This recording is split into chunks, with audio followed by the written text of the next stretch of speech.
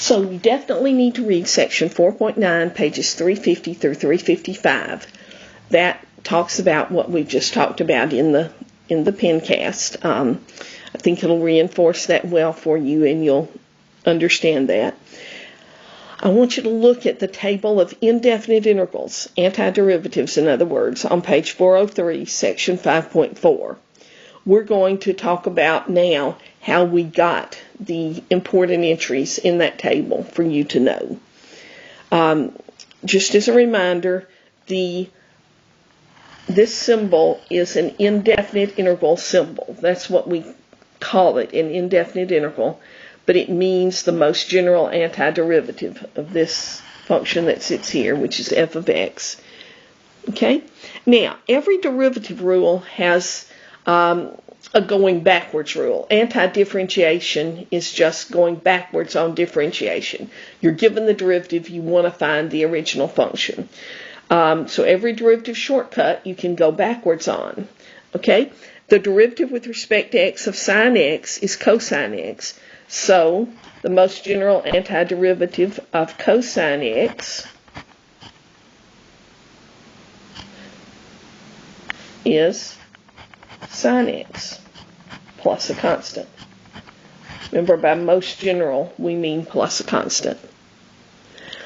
The derivative of cosine x is negative sine x. So the most general antiderivative of negative sine x is cosine x plus a constant.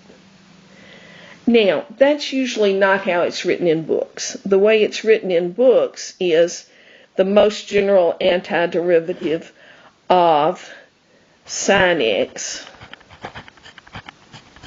is negative cosine x plus a constant. Is that true?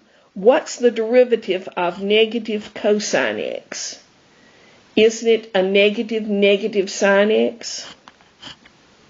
So this is true, and it's the way, it's the form of the rule that appears in the book.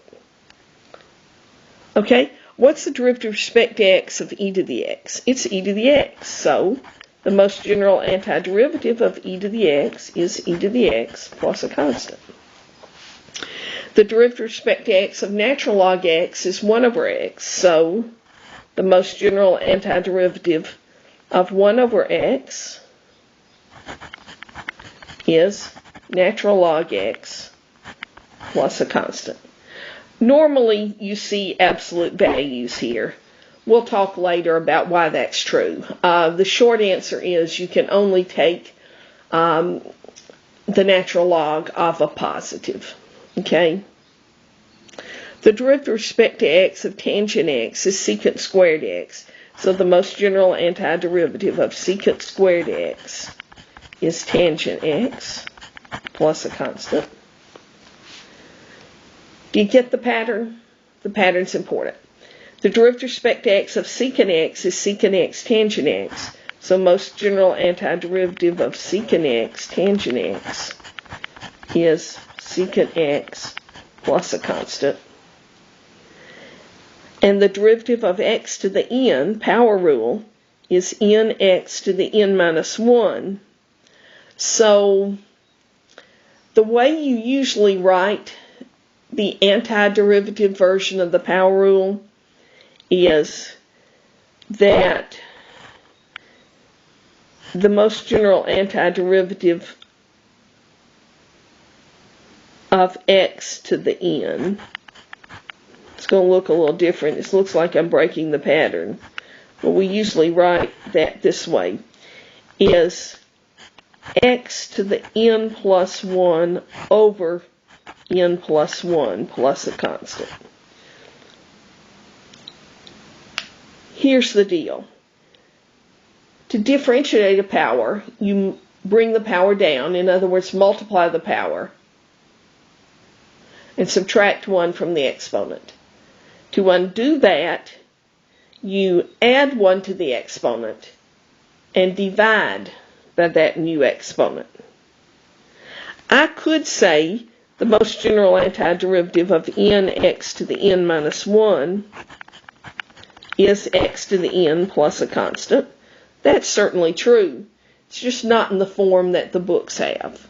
So, for example, this is the form that the books normally have. So, for example, antiderivative of x squared. It's x cubed over 3 plus a constant. Because derivative with respect to x of x cubed over 3 plus a constant, the 1/3 comes out front. Derivative of x cubed is 3x squared. Derivative of constant 0. So I just get 1/3 times 3. That's 1. I just get x squared.